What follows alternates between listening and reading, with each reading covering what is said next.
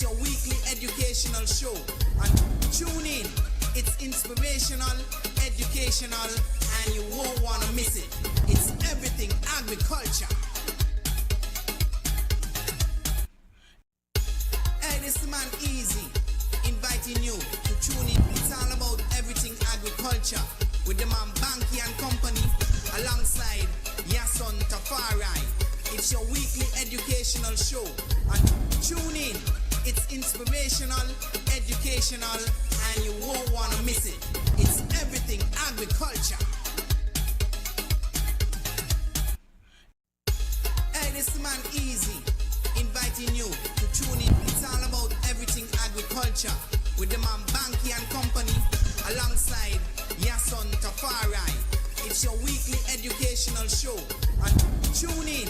It's inspirational, educational, and you won't want to miss it. It's everything agriculture. Hey, this man Easy, inviting you to tune in. It's all about everything agriculture with the man Banky and Company alongside Yason Tafari.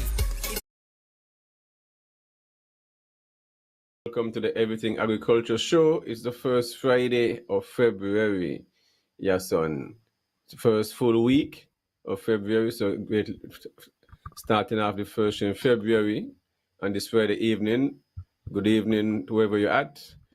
Those in the Federation of Orly and Lyamiga, I always like to use the ancestors' name so you can feel the energy running through your bones and down to your toes and all over your chakras. Greatly appreciate you guys tuning in. For those who are first time listener or viewer, greatly appreciate you guys tuning in. It's this Everything Agriculture Show. It's an educational show where we have different guests, different topics where we talk about agriculture within the sector and what's the importance to us and try to make it number one as it should be, because without agriculture, your clothes, your shoes, your lumber, your medicine, it's all mining of the earth resources, and we should really make it number one as this is what's going on in the world today.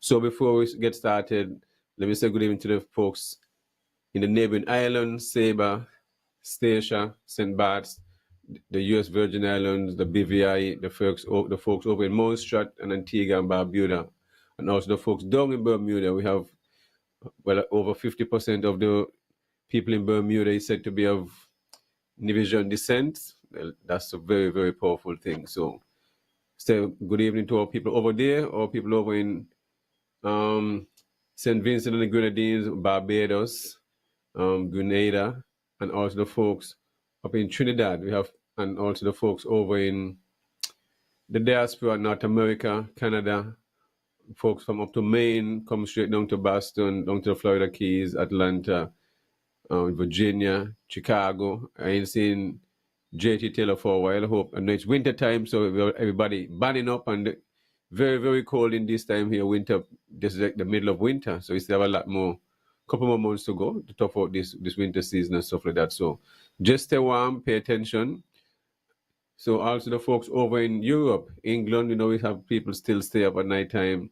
Make sure to tune into Everything Agriculture Show. Also the folks down in, I think I've mentioned the BVI already, which is St. Croix.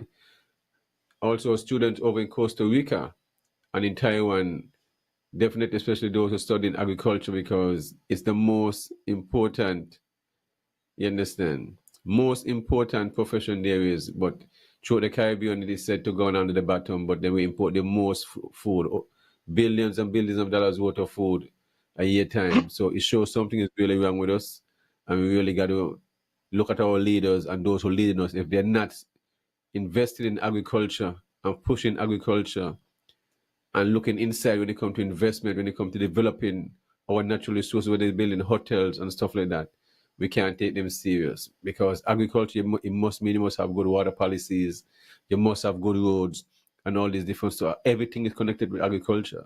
So we really got to see things in a different way and stop let our leaders bamboozle us in a sense like that, because it doesn't matter what your portfolio is.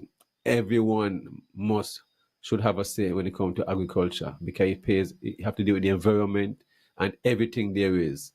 But we tend not to look at it that way. But the more we start to make the connection, everybody benefit of the farmer. Farmer gotta get packages, gotta get other resources. But this evening, around 8 o'clock, we will have a special guest. We're also going to talk about our history month, I mean, and intertwine that with agriculture the same way and its importance and how the world benefited off of our backs and so our ancestors' back, which is us the same way, and still ain't been compensated and all this different stuff. And we want to talk about Mr. Walter Wade.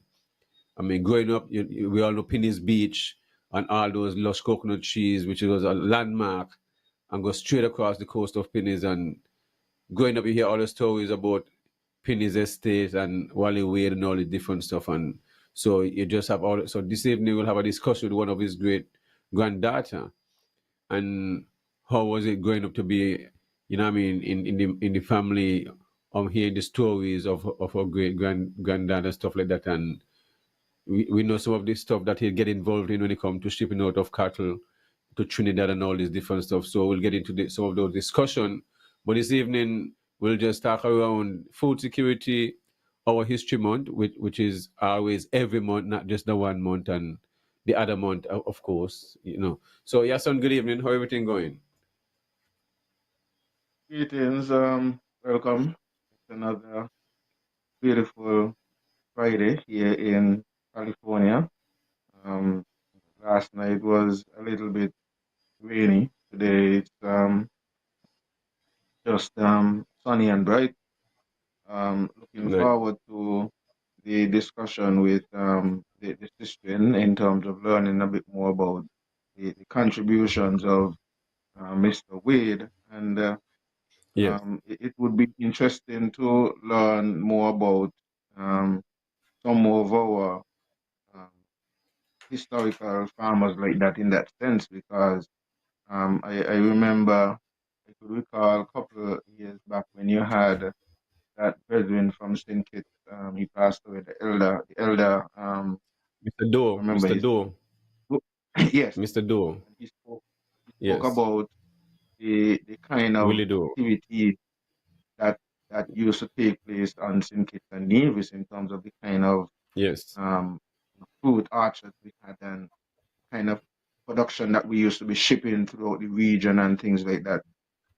So sometimes, definitely. for us who grew up in a certain era and only know about the history of our era, I think that is one of the things that we really need to zoom in on and in the federation in terms of uh, our agricultural history.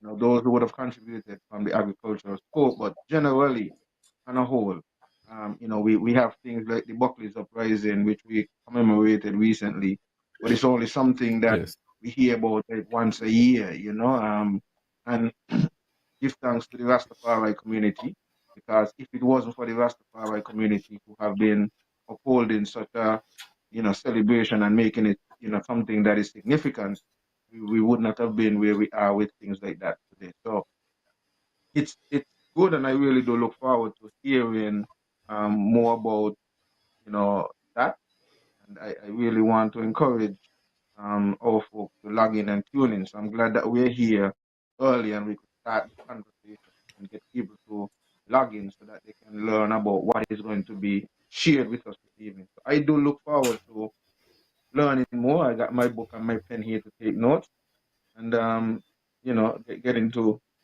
that level of discussion. So people, let's get into that.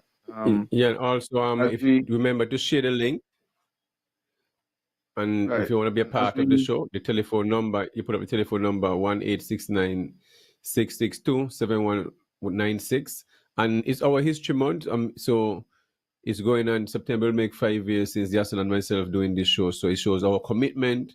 We're not getting paid. We're using our time. We made our investment, and it's just to push because we always know the crucial thing is food. Because you can't eat money. You come home, you get up in the morning, the month you watch your account, you watch all the money you got, wherever you have it there, you can't eat it. You see what I mean? Your food is your richness, your health, your wealth. Because look around you, even people eating so much salmon, your son, and most of the salmon is GMO, and they don't understand these things. I love the food they're eating, and they don't know. You see? It's a lot of stuff they're eating that ain't real. It just genetically modified. So we got to really, because of mass production, we got to really watch how we're eating and try to grow. And that's why we're here for years and years, encourage us. And you realize not, we have been here for over, and we have no member, agriculture minister ever come on our show. The premier came, you see what I mean? But he just to show you the interest and how the PS and the directors then come all the time, which we must big them up. But to show the pettiness when it come to our culture, when it come to the politics, we got to face our people and question. And when it come to agriculture, Virgin, because right now you hear people bawl every day for the cost of food, every day, and only worse you're gonna get. Everything going up in a Yason. For over a decade, I've been selling melon for the same price now. $1.50, $2, $2.50. So how the melon prices and the tomatoes and the bell peppers and all the different stuff for the same prices, $1.50, $2, $3. So how everything will go up every day. The cost of plastic, the cost of the seeds, the cost of the chemicals that some of them farmers use, them herbicides and all the different insecticides, all those things going up, So I don't understand the balance of how farmers supposed to keep selling this stuff for the same price. You see what I mean? There will be a food increase real soon. The wholesale price for food cannot be the same $1 and $2, and then you have retailers selling the same food from the farmers for over a decade, 15 years, for the same, and then they say for $6. The cost of food gonna go sky high. All these prices gonna change, and the farmers, and that's the reality. You see what I mean? So Well, that's one of the things too, because sometimes as a people we look at what's happening on the global stage and we sometimes think that those things it's happening out there. It doesn't necessarily have an impact on it. But as you point out, we look at the issues with the potential tariff war that is taking place between America and China and Russia and yes, not Russia, sorry, China and um, Mexico and Canada and those places. The thing is, what we have to recognize is that, especially here on St. Kitts and Nevis, we import over 90% of whatever we are consuming. And so if that is our scenario, it means that whatever is happening in terms of the increases in prices and to move things around, whether it's to import and to ship and so on, those costs are going to increase as well.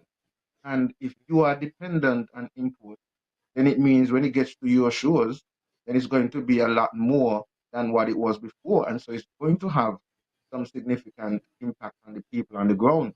And so the issue of food security and food sovereignty, because I have to keep that in mind, because you can be secured. Because if you're accustomed yes, to get 10 containers and the 10 containers every week sustain your people, and you continue to get the 10 containers, then you could say you're secured because you have food. When you go to the supermarkets, there are things to. But in terms of being in control of the food, because you're secured, but you're not controlling it. If that person who is shipping out, for whatever reason, ships can't get to you, then you have problems. So the sovereignty where we seek to focus and zoom in on our seed, zoom in on our livestock. If you're livestock farmers, increase your species, your variety, your breed, and so that you could have, whether it's the most carcass structures, or if you're raising for milk, or if you're raising for whatever product that you are getting top quality, and you could maintain that quality. You could maintain your organic and heirloom seeds, and help to stay away from a lot of these GMO, the genetically modified seeds that are going to put you in a position where you have to go back to these companies to purchase seeds. Another thing, as a people, we have to stay abreast with some of these issues, because if not, the pattern that we see, especially with governments in the region, is that a lot of the times they sign on to things without consulting with the people. And so, for example, there is an issue in some of the African countries where some of these big seed companies are coming in and lobbying and causing governments to even work with them in terms of implementing certain restrictions. So you have people in territories in Nigeria and other places in Africa where they came in, they brought in their seeds and make it illegal for the farmers to continue to store their seeds and maintain their seeds and so on. And so every time you want seeds, you have to come back to them to buy it. Now, if we are not careful, some of these things and regulations our governments may sign on to, and then you find, or they're telling you, well, you could only use these particular type of seeds, and if you're not using these and so on. So we have to continue to stay abreast with a lot of these issues because they have implications. The international issues have implications for us, even here in these smaller territories. Yes. Go back to a few things. This next month is the Agriculture Open Expo. We used to call it Open, but the name is Agriculture Expo. That will be the last Thursday and last Friday at the end of March, the 27th and 28th. So those who will be definitely taking part in that have the interest need to get in contact with the Agriculture Department and sign up for it and see what the fees are and stuff like that. Is one of the, if not one of the biggest one-day event within the Federation of St. Kitts and Nevis. So definitely, if you have that interest in going out and supporting that. Also, I see they have a backyard garden thing coming up there, your son. I was wondering if every time they say they do something, they just short their team for the thing and that way before me. So the 17th to the 18th of February this month at 4:15 p.m. to 6 p.m. at Prospect, they're having a backyard garden workshop. So if you're interested in that, you can also check out that one. So it's this for today, the 17th to the 18th. So also the end of this month, yes, son, Owns. I also Shabazz Organics will be having a backyard garden and small space where Owns, my boy, Owns will be heading that workshop. So all those who have that interest, it's only a small fee, $40. Come out and support Shabazz Organics. I mean, sharing that interest is end of every month. There's a different workshop. So in March, I will have a workshop also, but this one will be an business, yes, son. When it come to so we'll have bring in an accountant, Mr. Alfred Tyrrell. I mean, who is a master accountant, have his CPA and stuff like that.